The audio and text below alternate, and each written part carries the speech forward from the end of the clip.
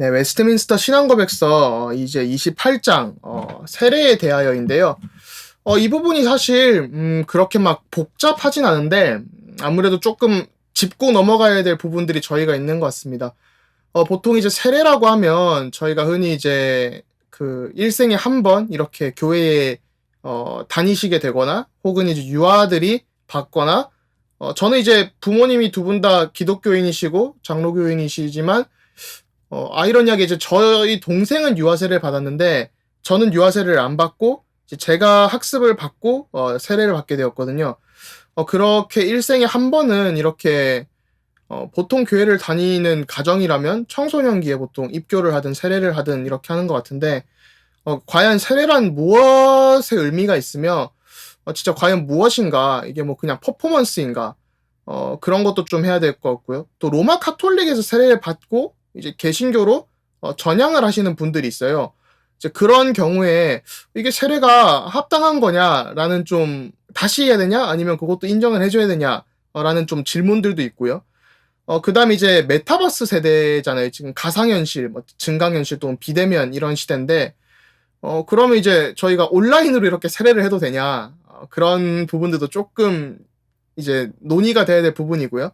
그 다음에 이제 유아 세례가 과연 무엇인가, 뭐 해도 되냐 안 해도 되냐, 아무튼 세례에 대한 좀 전반적인 의미를 좀 알아야 될 것 같습니다.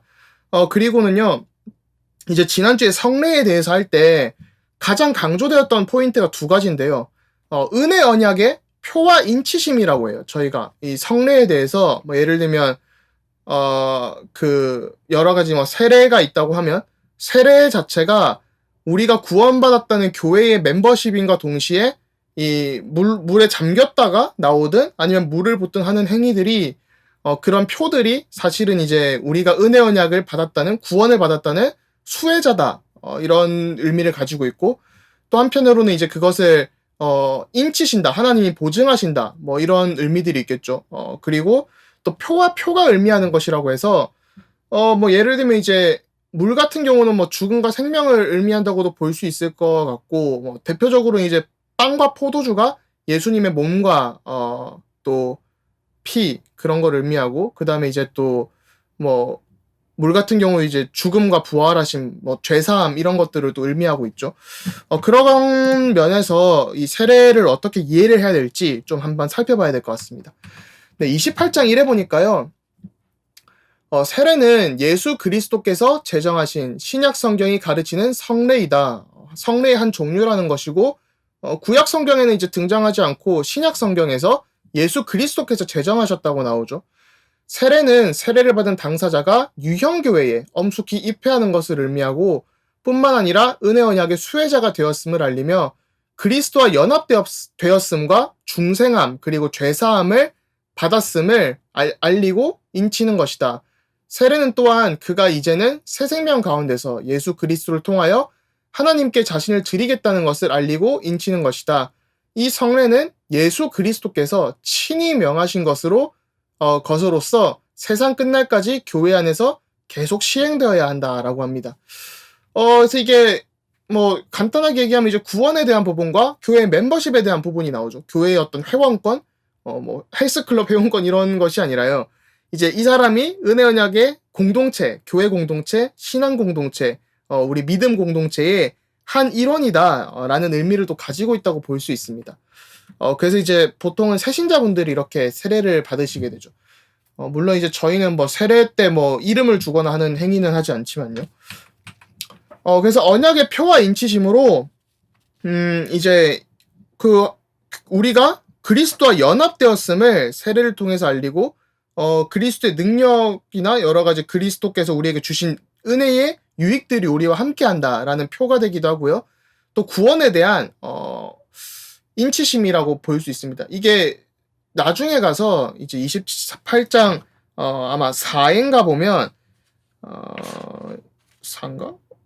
5에 보면 그 구원하고는 필수 불가결하게, 그러니까 이게 합쳐져 있다는 아니에요. 하지만 은혜 언약의 어떤 표와 인치심이다라고 볼 수 있습니다. 그래서 일단은 보이는 표로는 당연히 이제 세례를 받는 사람이 이렇게 어떤 교회 앞에서, 많은 사람이 보는 앞에서 물에 잠기든 침례를 하든 혹은 이렇게 뿌리는 세례가 있죠. 그래서 표와 또 인치심은 있는 부분들은 어떤 의미하는 바들은 하나님의 은혜의 확증과 보증이 된다라는 겁니다. 그리고 이게 그 장로교에서는 좀 이걸 중요하게 보는데 유형교회에 엄숙히 입회를 하는 거예요. 그래서 교회 회원권, 멤버십 이런 건데 뭐 한국의 침례교는 모르겠습니다만 이제 미국의 침례교도 다 그런 건 아닌데 침례교 하면 딱 떠오르듯이 침례가 굉장히 중요하게 포함이 되어 있다고 볼 수 있죠. 그러니까 핵심 교리 중에 그런 중심 교리의 침례가 있는데 제가 이제 미국의 한 대형 교회에 어느 굉장히 캘리포니아에서 큰 대형 교회인데 침례교회였어요. 거길 갔는데 그냥 교회 왔는데 오늘 침례 받고 싶은 사람 받아라 해가지고 교회 그 뒷뜰에 이제 욕조가 크게 있더라고요. 수영장 같은 게 있어서 침례 받고 하는데 이제 장로교인인 제가 봤을 때는 그게 그렇게 올바르진 않다라는 생각을 했습니다. 물론 이제 구원을 받고 나면 자연스럽게 세례던 침례던 이렇게 되어지는 일이지만 침례교는 그리고 제가 알기로는 세례는 인정을 안 하고 침례만을 인정을 하기 때문에 제가 만약에 침례교 목사가 되고 싶다면 침례를 다시 받아야 되는 걸로 제가 알고 있어요. 실제로 저희 외삼촌이 그렇게 침례교회에 들어가기도 했고요. 그런 걸 보면서 조금 아이러니하다라는 생각을 했고, 그 다음에는 이게 교회의 어떤 공교회적인 유형교회에 참여하는 것이 굉장히 그 성격이 강하거든요. 그래서 이제 이 사람은 우리 교회의 정식적인 교인입니다라는 것을 좀 뜻하는 바가 있습니다. 그렇기 때문에 이제 세례나 침례가 굉장히 어떤 교회 공동체의 일원이 되는 것을 강조한다고 볼 수 있습니다. 또 이제 우리가 은혜 언약의 수혜자로서 여기 28장 1에도 나오지만 그리스도와 연합한 우리가 중생함과 새로 태어남과 또한 칭의와 의롭게 됨과 우리의 성화, 삶들이 갈수록 그리스도를 본받아가는 부분들이 자연스럽게 따라온다라고 볼 수 있습니다. 네, 그리고 28장 1에 보니까요. 이 성례에서 사용되는 외적인 요소는 물이다. 세례를 받을 사람은 합법적으로 부르심을 받은 복음의 사역자인 목사에 의해 물로 성부와 성자와 성령의 이름으로 세례를 받아야 한다라고 나옵니다. 이제 이 부분이 조금 이제 로마 카톨릭이라는 그 역사적 문맥에서 좀 많이 쓰였는데요. 저희가 하나 그 생각을 해야 될 부분이 하나님께서 저희가 이제 신론이나 이런 기독론을 할 때도 나왔지만 하나님께서는 이제 전지전능하시고 무소부재하시고 이러잖아요. 어디든지 영으로서 계시고 편재성이라던가 아니면 또 모든 것을 아시고 모든 것을 하실 수 있으시고 말씀으로 이 세상을 만드시고 우리도 만드시고 이런 것들이 보이는데 우리 삶을 또 이끌어 가시기도 하시죠. 그런데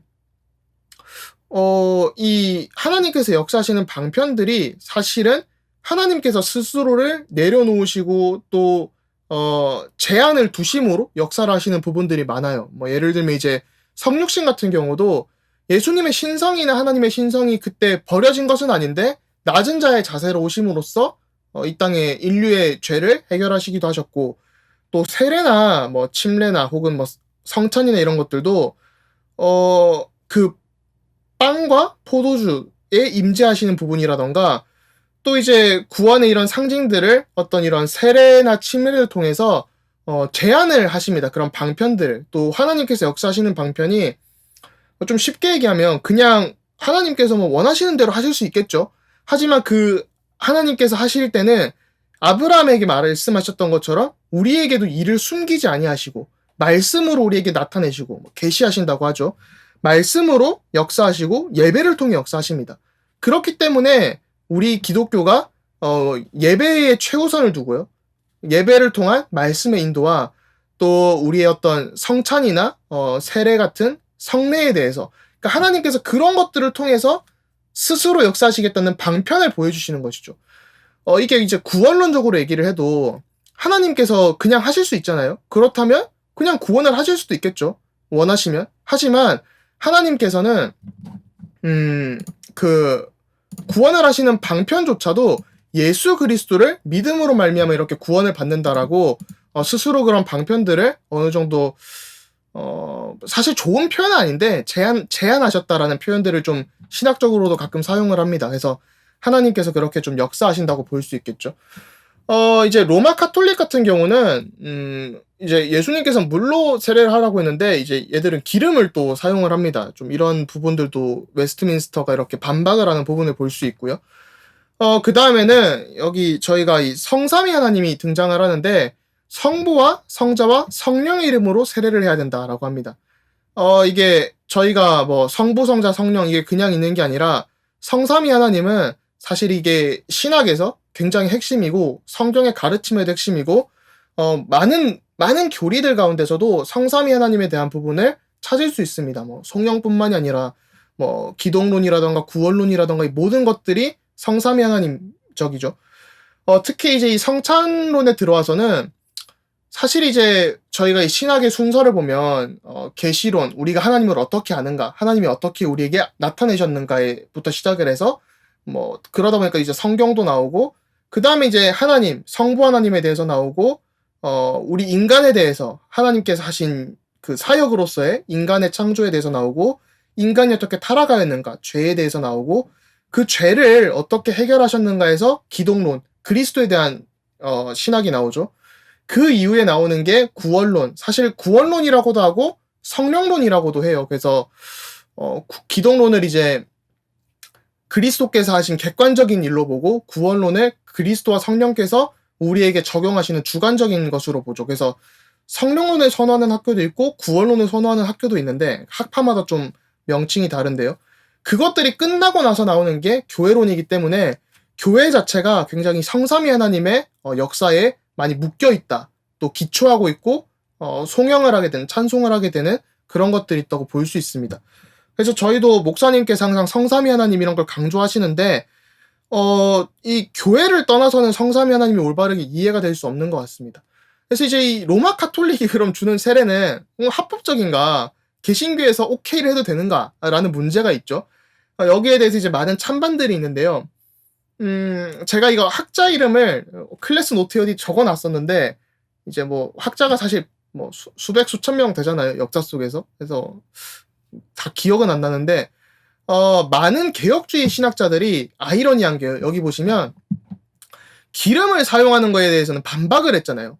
기름을 사용하는 걸 반박을 했다는 말은, 로마 카톨릭이 하는 세례의 방식은 틀린 것이다. 라고 지적을 하는 겁니다. 그런데, 이 성삼위 하나님으로의 이름으로 주어지는 것이기 때문에 이것은 또 합법적이다라고 보는 학자들의 견해가 조금 더 많은 것 같아요. 그렇지만 이제 성찬만큼은 좀 합당하지 않다라고 보는데요.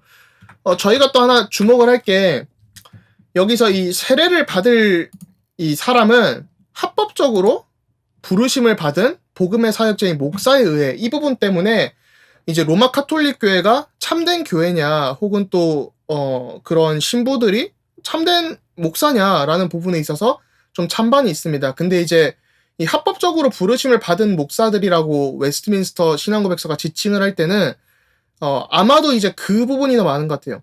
그러니까 예를 들면 제가 갑자기 어느 날 나는 목사다라고 해가지고 목사라고 부르면서 안수를 주거나 세례를 줄 수 없다는 것이죠. 그래서 나 자신이 이렇게 하는 것이 아니라 어떤 뭐랄까요, 교회 공동체에 의해서 부름받은, 인준을 받은 그런 목사여야 된다라는 겁니다.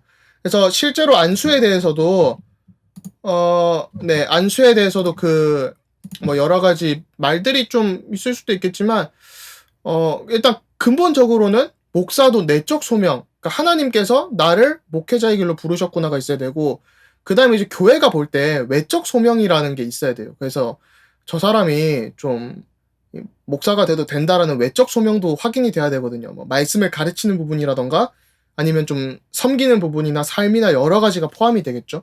그래서 그런 내적이고 외적인 절차들을 절차를 확인한 이 부르심을 받은 사역자에 의해서 이 성삼위 하나님의 이름으로 세례를 받아야 한다는 겁니다. 아무튼 이제 로마 카톨릭에서 이 부분에 대해서도 뭐 저도 사실 딱히 견해가 없다는 말은 로마 카톨릭에서 주는 세례도 합법적이다라고 볼 수 있겠죠. 이게 제가 이제 신학교를 다닐 때도 이게 웨스트민스터 신학교에서도 교수님들끼리 견해가 달랐어요. 한 분은 아니다, 한 분은 인정할 수 있다, 뭐 이런 것들로 좀 약간 찬반들을 했던 기억이 납니다. 그래서 좀 재밌었던 것 같고요. 뭐 이거는 사실 뭐 우리의 뭐 인정보다는 하나님께서 또 잘 아시니까 뭐 의식적인 부분들이 강해서 사실 크게 상관없는 것 같습니다. 그러니까 이런 거를 찬성하고 반대한다고 해서 이단이 아니라 중심교리 뭐 예수 그리스도를 부인하고 이런 게 이단이거든요. 그래서 이런 거는 그냥 견해 차이다라고 신학자들 간에서도 다 다르다라고 보실 수 있고요. 이것도 이제 신학자들마다 견해가 다 다를 수 있는데 중심교리는 아니니까요. 근데 이제 이 메타버스가 또 가상현실, 또 증강현실, 또 비대면 시대에 뭐 VR, 뭐 가상현실이라고 하죠. 뭐 그런 시대에 여기 사는 세례가 합당한가라는 질문을 해봐야겠죠. 이게 쉽게 보면 그냥 저희가 뭐 줌에서 제가 갑자기 이렇게 물 뿌려가지고 세례를 하고 뭐 아니면 그냥 들어갔다 오세요 뭐 이런 걸로 이해를 할 수도 있겠지만 저희가 이게 생각을 해야 되는 게 그러면 뭐 게임 아바타 이런 거 만들어가지고 여기 제가 게임에 가로를 쳐둔 이유는 예를 들면 지금 뭐 이프랜드라는 플랫폼 같은 경우는 이게 VR이나 메타버스도 플랫폼이 여러 가지잖아요. 제공하는 게. 그래서 뭐 이프랜드나 그다음에 또 게더타운 뭐 그런 것들은 막 아바타 만들어가지고 자기가 이렇게 쪽쪽쪽쪽 걸어다니면서 옷도 갈아입고 하더라고요. 뭐 제페토도 그렇고 로블록스도 그런 걸로 알고 있고. 뭐 실제로 요즘 상업도 발전을 해서 뭐 거기서 파는 뭐 옷 하나가 뭐 그냥 게임 아바타가 입는 옷인데 막 200만 원, 300만 원도 한다고 하더라고요. 그래서 뭐 이런 쪽으로 상업도 발전을 하는구나 보는데 이 부분에 있어서 그러면 거기서 세례를 주고 침례를 주고 뭐 아이템 하나씩 떼가지고 빵을 먹고 아니면 또 집에서 이렇게 성찬하는 다음 주니까 다루겠지만 사실 굉장히 좀 올바르진 않습니다. 옥스퍼드에 있는 지금도 계신지 모르겠는데 침례교 신학자 한 분은 이렇게 VR로도 할 수 있다라고 얘기를 하셨는데 미국의 이제 장로교 교단인 PCA 교단이나 이런 데서는 비대면으로 세례나 성찬은 안 된다라고 했어요. 그러니까 이게 하나님께서 일하시는 게 물론 시공간을 초월해서 이렇게 제가 뭐 물을 들어갔다 나오세요 할 수도 있겠지만 하나님께서 일하시는 방편을 제한을 하신 것이 물을 통해서 또 사역자에 의해서 하는 부분이기 때문에 이런 부분들은 사실 좀 아닌 것 같고 이게 또 아이러니한 게 이제 저 같은 경우는 어릴 적부터 게임을 이제 굉장히 친숙한 세대잖아요. 그러니까 이제 가상현실이나 증강현실이나 이런 것들이 친숙함에도 불구하고 아마 저희 세대의 대다수한테 게임으로 세례받으려면 아마 거부감이 드는 사람이 좀 더 많지 않을까라는 생각이 들고 교리적으로도 좀 올바른 것 같지는 않습니다. 네. 또 교회 공동체라는 부분이 있잖아요. 그 부분에 있어서 좀 올바르지 않다라고 볼 수 있죠. 그래서 또 세례라는 게 이런 교회 공동체 회원과 물이란 부분 때문에 좀 강하게 목소리를 내자면 결단코 합당하지 않다고 볼 수 있습니다. 28.3에는 보니까요. 28장 3항에는 보니까 세례를 받을 사람이 물 속에 들어가 잠기는 것, 이제 침례교에서 이렇게 하죠.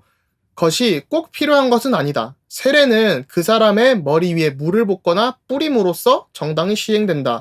라고 합니다. 그래서, 장로교의 이런 세례에 대한 부분들, 또 뿌리는 부분들에 대해서, 좀 합당함을 얘기를 한다고 볼 수 있죠. 그래서 뭐, 잠기거나 뿌리는 거나 사실 상관없다. 이게 재밌는 건 이제 이 히브리서를 다 인용을 하는데요. 히브리서, 그러니까 구약이 안 등장하잖아요. 근데 이제 세례가 당연히 이제 신약의 성례기 때문에, 이 히브리서에도 보면, 이제 뭐 9장, 뭐 19절부터 22절 이런 걸 보면, 이제 모세가 좀 이렇게 백성들에게 그 짐승을 잡은 뒤에 피를 뿌리는 그런 것들을 보면서 좀 이 세례의 의미가 있다라는 것을 해서 구약의 연장선상에서 언약의 피를 뿌린다. 이런 것들을 좀 얘기를 합니다. 그 다음에 이제 28장 4에는 보니까요. 그리스도께 대한 믿음과 순종을 실제로 고백한 사람들 뿐만 아니라 부모가 다 믿거나 아니면 한편만 믿는 집의 유아들도 세례를 받을 수 있다라고 합니다. 유아 세례에 대해서도 이런 얘기를 하죠. 그러니까 이게 유아 세례에 대한 논쟁들이 예전에도 있었다고 볼 수 있고요. 침례교 같은 경우는 유아 세례를 일단 거부를 하죠. 장로교는 굉장히 찬성을 하고 장로교 안에서도 나눠지는 사람들이 많아요. 뭐 예를 들면 그래도 본인의 믿음으로 좀 고백을 하는 게 중요하지 않냐 뭐 이런 얘기들 하는데 그거는 이제 개인의 신앙의 그러니까 중심 교리가 아니거든요. 핵심 교리가 아니기 때문에 이것은 견해들의 다양성이 충분히 있을 수 있는 부분들인 거죠. 근데 이제 그 구약에서도 유아에게 할례를 이렇게 하잖아요. 이제 그런 걸 보면서 어차피 여기 그 창세기 17장도 이렇게 인용을 하는데 또 갈라디아서 3장도 인용을 하고 그런 걸 보면서 교회 공동체가 믿음 공동체고 언약 공동체인데 이 교회 공동체에 회원으로서 그러니까 저희가 영아 구원 얘기할 때도 했지만 그때도 제가 이게 유아 세례랑도 조금 밀접한 관계가 있습니다라고 말씀을 드렸던 기억이 나는데요. 그런 영아 구원이나 그런 것들을 흥미롭게도 장로교에서 좀 굉장히 강조를 하는 이유가 강조가 되는 이유도 이런 믿음의 가정들에게 하나님이 주시는 또 그 두 분 중에 한 분만 믿더라도 영아나 유아도 하나님의 언약 공동체에 들어와 있음을 좀 많이 강조를 하는 그런 부분들을 볼 수 있습니다. 그러면서 이제 유아 세례를 주는 것은 이 자녀가 어떤 신앙이 있고 뭐 구원이 확정돼서 주는 게 아니라 우리 믿음 공동체, 교회 공동체가 함께 이렇게 좀 믿음으로 양육을 하는 그런 공동체적인 좀 뭐 연대 책임이라고 하면 좀 이상하겠지만 우리가 이렇게 의무가 있고 하나님께서 주신 이 선물을 귀한 자녀를 믿음으로 함께 기도하면서 양육하겠습니다. 라는 그런 부분들이 담겨져 있다고 볼 수 있습니다. 그래서 구약에서 할례를 했듯이 우리 신약 공동체에서도 이렇게 유아 세례를 할 수 있다라는 것이죠. 그래서 28장 5에 보니까요. 이 의식을 모독하거나 무시하는 것은 큰 죄다. 그러나 은혜와 구원이 세례에 불가분하게 병합되어 있는 것은 아니다. 그러므로 세례를 안 받았다고 해서 그 사람이 중생할 수 없고 구원을 받을 수 없는 것도 아니며 또는 세례를 받은 사람 모두가 틀림없이 중생하는 것도 아니다. 그래서 이제 여기가 조금 아까 이제 은혜 언약의 인치심, 표 뭐 이런 얘기를 했는데요. 당연히 이제 인치심도 맞는데 그게 더 강해요, 사실은. 인치심이라는 부분이.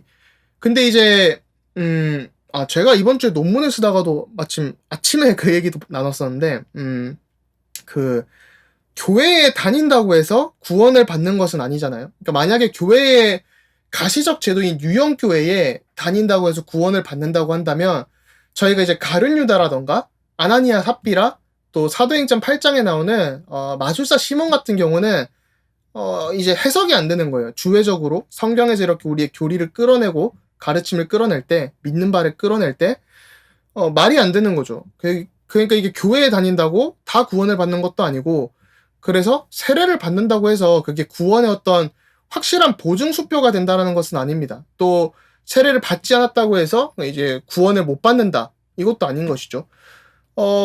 이제 마찬가지로 우리가 신약 성경이나 이런 걸 보면 예수님께서 십자가상에서 그렇게 고난을 받으실 때 십자가상의 강도라든가 그런 것들을 보면 성화의 그런 것들이나 세례가 구원을 받는데 필수 불가결한 것은 아니다라고 할 수 있습니다.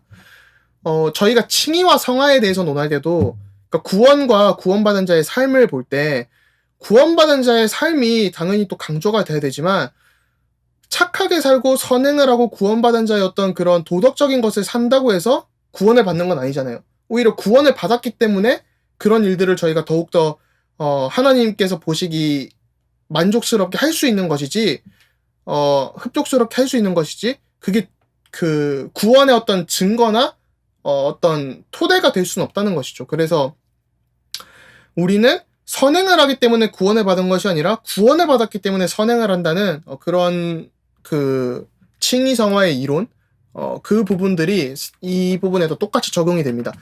그래서 세례가 뭐 구원의 필수적이다. 세례를 받아야만 구원을 받는다. 이 부분에 대한 반박이 있고요. 또 그 다음에는 구원을 받기 위해 세례나 혹은 성찬, 뭐 성례에 꼭 참여해야 되는 것은 아니다. 그 말은 성례는 구원을 받는 조건은 아니다라는 겁니다. 또 성례에 참석을 한다고 해서 구원을 틀림없이 받는 것은 아니라는 것이죠. 우리가 외적인 어떤 변화나 행위보다는 또 종교적인 어떤 뭐 퍼포먼스라고 하긴 좀 이상하지만 뭐랄까 종교적인 어떤 행동들과 행위들 그런 의식들이 구원을 보증하는 것은 아니다라는 거죠. 그래서 성례를 참여한다고 구원을 받는 것은 아니다라는 부분입니다. 그래서 이런 외적인 부분보다는 우리의 내적인 부분들, 그 요한복음 3장에도 보니까 3장 4장이죠. 잠시만요. 자, 가끔씩 이런 것들 3장이죠. 네, 니고데모 3장에서 보니까 그 어떤 저희가 외적인 어떤 변화나 누군가를 만나거나 이렇게 해서 구원을 얻는 것이 아니라 다시 태어나야 하는 중생, 내적인 변화가 더욱 중요하다라는 부분들을 얘기하고 있습니다. 그래서 세례에 외적으로 참여한다고 해서 무언가가 바뀌거나 우리 어떤 영적 상태가 바뀌거나 구원받는 상태가 되는 것은 아니다라는 것이죠. 세례의 효력은 집행된, 그러니까 28.6입니다. 세례의 효력은 집행된 그 순간에만 발생하는 것이 아니다. 네, 제가 방금 설명했던 부분들이 좀 나오네요. 그럼에도 불구하고 이 의식을 옳게 사용한다면 약속된 은혜가 하나님의 뜻과 계획에 따라 하나님께서 정하신 때에 어른이든 유아든 그 은혜에 속한 사람들에게 성령에 의해서 제공될 뿐 아니라 실제로 나타나며 부여된다라고 합니다. 네, 그래서 이 세례라는 것이 뭐 영화의 때 봤더라도 그 즉시 막 효력이 나타나고 그때만 하는 게 아니라 하나님께서 원하시는 그때, 정하신 때에 어른이든 유아든지 실제로 이게 효과가 나타난다는 겁니다. 제가 이 현장에서 뭐 대학가나 아니면 뭐 노방전도를 하거나 복음을 전하다 보면 이제 전 칭의 성화에 대해서도 그 부분이 좀 많이 있었는데 이 영접을 했는데 분명히 이제 영접을 하는 것은 하나님의 계획 속에서 이루어지는 일이잖아요. 뭐 사도행전 13장 48절 같은 경우도 보면 그날에 구원받기로 작정된 자는 다 믿더라 이렇게 하고 또 사실은 아무나 이렇게 영접을 하는 게 아니라 예수 그리스도를 정말 믿고 이렇게 해야 되는데 또 마음으로 믿고 입으로 시인하는 자가 구원을 얻는다고 했는데 물론 이제 영접을 하고도 갑자기 뭐 예수님 어디 계십니까 하면 마음에 있다고 하셔야 되는데 갑자기 하늘에 있다 이러시는 분들도 가끔 계십니다만은 저희가 이렇게 복음을 전하다 보면 복음을 전하고 영접을 했다고 해서 갑자기 막 삶이 다이나믹하게 바뀌는 분들도 있고 안 바뀌는 분들도 있고 교회에서 지속적으로 이렇게 인도를 받으셔야 되지만 안 받는 분들도 계시잖아요. 그런 경우에 저도 참 이게 어떻게 되는 일일까 고민을 많이 했었는데 사실 좀 생각을 해보면 세례도 또한 마찬가지로 그게 막 유아 세례 받았는데 교회 떠나고 하는 사람들도 사실 좀 많을 수 있잖아요. 그래도 하나님께서 정하신 때에 역사하시는 것이지 뭐 열매가 사실 이 꽃이 피는 시즌이 있잖아요. 계절이 있듯이 그런 계절들을 저희가 또 기다려주고 또 기도해주고 하는 게 그래서 더욱더 이게 교인 한 명 한 명을 성도 한 명 한 명 우리가 사랑으로 품고 기도하는 게 더욱 필요하고 그것이 좀 참된 영성이 아닌가 싶습니다. 네, 그리고요. 이 세례의 성례는 어느 사람에게든지 한 번만 시행되어야 한다라고 합니다. 네, 그래서 이건 2번 하고 뭐 3번 하고 뭐 심심하면 하고 하는 게 아니라 일생에 한 번만 딱 하는 것이다라는 것이죠. 네, 그래서 요약을 하자면요. 세례는 예수님이 제정하신 성례로서 구원에 대한 표이기도 하고 또 교회의 유형교회의 회원임을 공표하는 부분입니다. 이 2가지 의미가 가장 강한 것 같아요. 그래서 뭐 침례교 같은 경우는 또 의미가 좀 더 깊은 게 이제 물에 들어가고 또 나오는 것이 죽으심 예수 그리스도의 죽음과 부활 중생에 대한 부분들이 있다. 그렇게 얘기도 많이 하고요. 그 다음에 이제 언약 공동체적 의미에서 유아 세례를 저희는 할 수 있다라고 얘기를 합니다. 또 성삼위 하나님의 이름으로 하는 세례는 적법하다고 좀 보는 게 아무래도 개혁파에서는 조금 더 많은 것 같아요. 물론 이거를 로마 카톨릭은 참된 교회가 아니다 해서 반대하는 분들도 계시고 뭐 로마 카톨릭 안에도 뭐 하나님께서 남겨놓으신 믿음의 남은 자들 렘넌트들이 있지 않겠냐라고 보는 견해도 있고 뭐 여러 가지 좀 그런 것들이 있습니다. 또 올바르게 뭐 설교를 할 수도 있으니까요. 복음을 증거하고 성경을 말하고 단지 그런 미사적인 행위나 그런 것들이 좀 틀렸다라고 볼 수 있지만 그런 논의들이 조금 찬반이 있습니다. 제가 이 비대면 세례는 불법이라고 했는데 이 불법이다라기보다는 좀 어려운 게 이게 제가 가끔 단어가 좀 되게 어려운 것 같아요. 이게 적법하지 않다라고 하는 게 결국 불법이긴 한데 합법하지 않다. 그래서 이게 교단의 교리들이 아직 이 부분에 대한 논의가 많이 이루어지고 있지 않은데 합당하지 않다 정도로 이해하시면 될 것 같습니다. 네, 좀 그런 부분들이 있는 것 같고요. 제가 오늘 책을 하나 읽는데 이 되게 좀 좋은 구절이 하나 있어서 조금 나누면 좋을까 싶지 않아가지고요. 세례와는 전혀 관련이 없는데 이거 한국에 아마 아직 번역 안 된 것 같아요. 캄페기우스라고 읽어야 되나? 캄페기우스 비틀인가라는 분의 책인데 이거 번역을 제 교수님이 해가지고 이거 번역할 때 저희도 같이 라틴어 읽고 했거든요. 진짜 그 라틴어 수업 들을 때 되게 힘들게 했는데 이 그리스도인의 영적인 삶이라고 해가지고 영성에 대해서 다루는데요. 이제 16세기 후반부터 17세기 후반부터 18세기 초까지 개혁파 신학의 영성에 대해서 얘기를 하자면 이제 비트링가라는 신학자가 아마 5손가락 안에 들 것 같습니다. 뭐 거의 제 생각에는 뭐 거의 한두 명 정도로 꼽힐 수도 있는데 3손가락 안에 제 기억에 바빙크도 인용을 굉장히 많이 했고요. 그래서 구절을 영어지만 제가 한국어로 조금 짧게 번역을 해서 읽어드리면 성경은 영적인 삶을 사람의 그리스도 안에 있는 사람의 상태로 이해를 한다라는 거예요.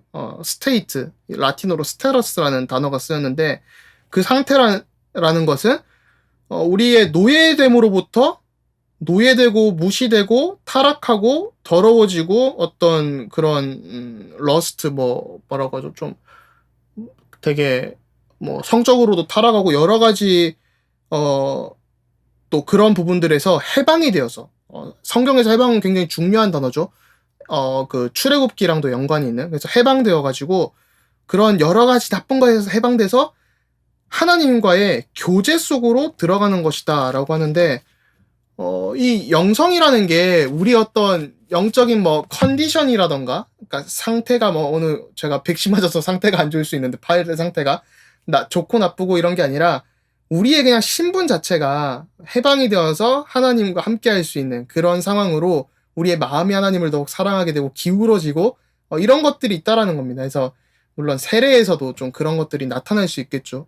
그래서 영성이라는 게 우리가 어떻게 막 기도를 많이 하고 뭔가 묵상을 많이 해야 좀 영성 있는 사람이다, 영적인 사람이다 할 수 있는데 제가 이제 연구하고 있는 이 오웬이라는 학자나 이런 사람들의 그걸 보면 영성이란 어떤 그런 행위적인 것보다도 우리의 생각의 상태, 진짜 우리가 하나님으로부터 이 구원을 받아서 해방을 받았는데 옛사람을 버리고 옛 관습을 버리고 이제는 좀 이런 영적인 것을 묵상하고 하나님을 더 사랑할 수 있고 이웃을 이렇게 사랑할 수 있는 그런 부분들, 그러니까 상태 자체가 우리의 신분 자체가 영성이다라고 볼 수 있을 것 같습니다. 네, 그래서 영성에 대해서 많은 책들이 있지만 뭐 지지난주에도 아마 버나드 이렇게 클레르보의 베르나르 나눴었는데 저도 요즘 영성에 대해서 좀 읽다 보니까 이런 부분들도 나누면 참 좋지 않을까라는 생각이 듭니다. 네. 네, 그러면 다음 주에는 이제 또 성찬에 대해서 나누게 되는데요. 성찬 같은 경우도 아마 조금 길어서 하나나 두 개로 나눌까 싶기도 하고 고민을 하고 있습니다. 그래서 성찬을 하고 그 다음에 이제 교회에 권징을 한 이후에 이제 종말론 쪽으로 넘어가도록 하겠습니다. 네, 그러면 감사합니다. 다음 주에 뵙겠습니다.